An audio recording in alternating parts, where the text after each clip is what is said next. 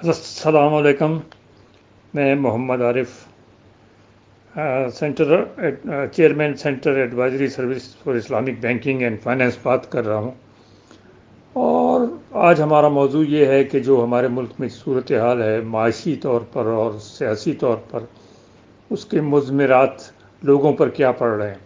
عید 3-4 دن بعد یا 2-3 دن بعد آنے والی ہے، اور یہ انتہائی یعنی سمجھ لیں کہ مشکل عید ہوگی، کیونکہ کاروبار بند کرونا کی وجہ سے، اور لوگوں کے پاس پیسہ نہیں ہے. غریب آدمی جو دیہڑی والے ہیں وہ کچھ کما نہیں پا رہے، تو بڑی بری حالت ہے. بہرحال یہ تو ایک اوورال صورتحال ہے، اور کرونا کی وجہ سے اس میں دونوں ویوز پائے جاتے ہیں کہ لاک ڈاؤن اسٹرکٹ ہونا چاہیے یا لاک ڈاؤن تھوڑا سا لوز ہونا چاہیے. بہرحال اچھے خاصے لوگ جو ہیں اس کا شکار ہوئے ہیں، اور تعداد یہ بڑھتی چلی جا رہی ہے. تیسری لہر جو ہے یہ زیادہ خطرناک ہے. لیکن اس سے زیادہ یہ ہے کہ حکومت میں جو تبدیلیاں آ رہی ہیں، یعنی پہلے عمر صاحب کو لگایا گیا ایز فائنانس منسٹر جو کوئی خاص پروگرام نہیں دے سکے، اور اس کے بعد پھر دوسرے صاحب جو IMF سے آئے تھے ان کو لگایا گیا، اور انہوں نے بالکل اس کو پاکستان کو IMF کے پاس گروی رکھ دیا، اور 6 بلین کا ایگریمنٹ ہوا تھا IMF کے ساتھ. جبکہ عمران خان یہ پہلے کہا کرتے تھے کہ ہم IMF کے پاس نہیں جائیں گے، لیکن جانا پڑا.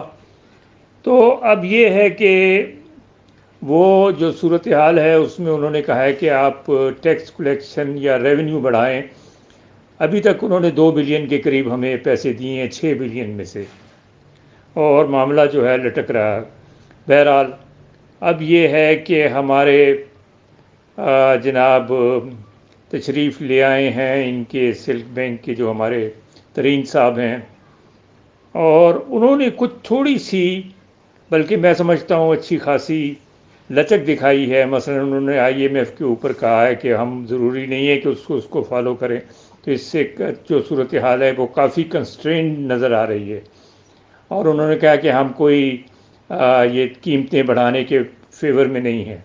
صحیح بات ہے، لیکن اس کے ساتھ ہی پھر دوسری بات یہ ہے کہ ہمیں یہ نظر آ رہا ہے کہ وہ یہ کہہ رہے ہیں کہ GDP کو ہم اوپر لے جائیں 6 یا 7 پر، انفلیشن کو ہم نیچے لے جائیں. لیکن کیسے؟ اس کے لیے اسٹرکچرل ریفارمز کی ضرورت ہے، اور انہوں نے کچھ باتیں میرے خیال میں بہتر کی ہیں. مثلا اس وقت انفلیشن جو ہے ایئر آن ایئر بیسس پر 11 سے 12% ہے، اس کو نیچے لانے کی ضرورت ہے.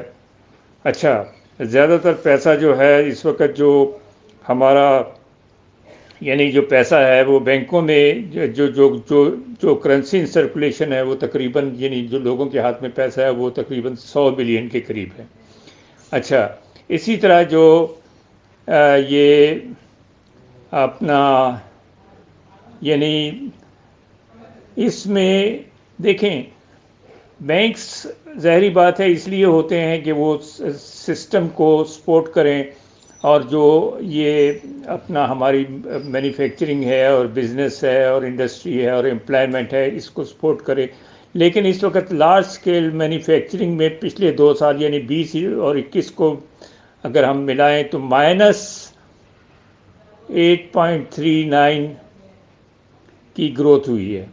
تو اس سے آپ اندازہ لگا لیں کہ کچھ بھی نہیں ہو رہا. بینکوں کے پاس ڈپازٹس جو ہیں وہ 18 ٹریلین کے قریب پڑے ہیں، اور ان کی انویسٹمنٹ جو ہے وہ 12 ٹریلین ہے، اور جو ان کے ریزرو سے اوپر ہیں وہ ایکسیس وہ 288 بلین ہیں. اچھا، اسی طرح یہ دیکھا جائے کہ پرائیویٹ، لیکن کچھ چیزیں تھوڑی سی مثبت بھی ہوئی ہیں. مثلا پہلے نیگیٹو گروتھ تھی اس کے اندر پرائیویٹ سیکٹر کی جو لینڈنگ تھی، لیکن اب یہ ہے کہ اس سال یہ تقریباً 318 بلین کو ہوئی ہے. اچھا، اب یہ ہے کہ اگر ہم اس پر جائیں، یعنی جو ہمارا بیرونی فرنٹ ہے، تو کرنٹ اکاؤنٹ جو ہے ہمارا وہ 4 بلین تھا نیگیٹو میں پچھلے سال، لیکن ابھی جو ہے وہ 959 ملین کے قریب سرپلس ہے. تو یہ اچھا سائن ہے. لیکن اس سے یہ مطلب نہیں ہے، کیونکہ اس میں ریمیٹنسز جو ہیں جو ہمارے پاکستانی باہر سے بھیج رہے ہیں ان کا مین رول ہے، اور وہ تقریباً 22-23 بلین کے قریب وہ اکاؤنٹ فار ہوگا. اسی طرح لیکن جو ہمارا اصل ایریا ہے، یعنی جو ٹریڈ ہے، اس میں ہم بیلنس آف ٹریڈ میں ہم پچھلے سال یعنی وہ تقریباً -18 بلین کے قریب ہے. اچھا، اس میں پھر یہ ہے کہ ہمارے جو ریزروز ہوتے ہیں، جس میں ہم نے باہر ابھی پچھلے دنوں فورن کرنسی بانڈ بھی ایشو کیا اور کچھ لون بھی ہمیں باہر سے ملے، تو اس میں ADB سے اور ورلڈ بینک سے، تو اس میں یہ ہے کہ ریزروز ہمارے 20 سے 23 بلین کے درمیان ہیں. اور ہمارا یہ جو فورن انویسٹمنٹ ہے وہ ہماری گھٹی ہے. پچھلے سال 2.3 بلین تھی، اس سال 1.1 بلین ہے. اچھا، ڈیٹ جو ہے ہمارا، یعنی جو قرضے ہیں، وہ 22 ٹریلین پچھلے سال تھے، 24 ٹریلین اس سال ہیں. اچھا، اس میں فورن ڈیٹ جو ہے وہ تقریباً 837 بلین ہے، یعنی روپی میں، اور یہ اس میں بڑھنے کے چانسز اس کے ہیں. اچھا، لیکن اصل ایشو جو ہے جس کی طرف طرید صاحب نے بھی اشارہ کیا، وہ ہے ریونیو کا. اور ان کا کہنا یہ صحیح ہے کہ ہم نئے ٹیکسز لگا کے، اور جو سیلز ٹیکس کا وہ 17% ہے، اس میں کوئی تبدیلی کر کے ہم اس میں کوئی اچھا کام نہیں کریں گے، بلکہ ہم ٹیکس نیٹ کو ایکسٹینڈ کریں. اب یہ ٹیکس نیٹ کو ایکسٹینڈ کرنے کے لیے پورے سسٹم FBR کو آپ کو ٹھیک کرنا پڑے گا. اس کے ساتھ ہی پھر یہ ہے کہ جو اس کے ساتھ نادرا کے ساتھ اس کا لنک ہے، وہ آپ کو ریسٹور کرنا پڑے گا، تاکہ اس سے آپ کو پتہ لگے کہ کس آدمی کو آپ نے ٹیکس میں لانا ہے. اچھا، اس سال جو ٹارگٹ ہے وہ تقریباً 6 ٹریلین کے قریب ٹیکس کا لگایا جا رہا ہے، لیکن مشکل سے یہ 5 ٹریلین کے قریب پہنچیں گے ہم. تو ابھی جیسے یہ مارچ کے اندر 472 بلین کے قریب ہم پہنچے ہیں، تو یہ جو ہے نا 472 ٹریلین کے قریب ہم پہنچے ہیں. تو یہ جو چیزیں ہیں ان کو ہمیں سامنے رکھنا ہوگا. اچھا، اب اس میں یہ ہے کہ یہ ریفارم ظاہری بات ہے کہ راتوں رات تو نہیں ہوں گے، اور اس میں جو بیوروکریسی ہے ہماری وہ اپنے حساب سے چل رہی ہے.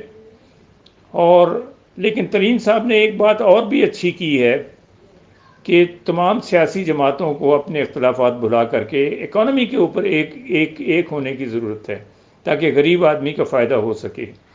اب اس موقع پر میں یہی کہوں گا کہ یہ جو عید آ رہی ہے، اس میں پتہ نہیں کتنے گھروں میں فاقے ہوں، کتنے گھروں میں بچوں کو کپڑے نہیں ملیں. تو دیکھیں، اس میں کچھ NGOs ہیں جو اس سلسلے میں سپورٹ کریں گی اور کرتی رہی ہیں، لیکن ظاہری بات ہے کہ ہم سب کی ضرورت تو پوری نہیں کر سکتے. تو یہ چیزیں جو ہیں یہ حکومت کو ہی کرنی ہوں گی، اور حکومت جو ہے وہ اس میں دیکھیں کچھ چینجز بھی آ رہی ہیں. مثلا یہ عمران صاحب ابھی سعودی عرب گئے ہیں، اور سعودی عرب سے دوبارہ سے تعلقات ریوائیو ہوتے نظر آ رہے ہیں، کیونکہ ڈونلڈ ٹرمپ کے جانے کے بعد امریکہ جو ہے اس نے اوپر سے ہاتھ اٹھا لیا سعودی عرب کے اوپر سے، اور اب سعودی عرب اور ایران کے تعلقات بھی شاید بہتر ہو جائیں. تو یہ جو یعنی اس میں دو یعنی جو حصے بننے جا رہے تھے، Turkey Pakistan, Turkey Malaysia Indonesia, اور اس میں پاکستان بھی بیچ میں کھڑا تھا، اور سعودی عرب اور جتنی گلف کی اسٹیٹس ہیں، لیکن اب وہ امکانات اس کے کم ہو گئے ہیں. اچھا، اس میں یہ ہے کہ پاکستان کو سعودی عرب امداد دے گا، ان کے ساتھ کافی معاہدے بھی کیے ہیں. تو چلیں، یہ بھی اچھی بات ہے. چائنا بھی آپ کے ساتھ آ گیا. تو یہ چیزیں ہیں جن کو آپ انکیش کر سکتے ہیں، اور اس سے آپ یہ فائدے اٹھا سکتے ہیں. تو اس لحاظ سے رمضان جو ہمارا گزرا ہے اس میں یہ پازیٹیو ڈیولپمنٹس ہوئی ہیں، اور ہم امید کرتے ہیں کہ عید کے بعد صورتحال شاید سلائٹلی بہتر ہو جائے۔ تو میں اسی کے ساتھ اپنی بات ختم کرتا ہوں، شکریہ۔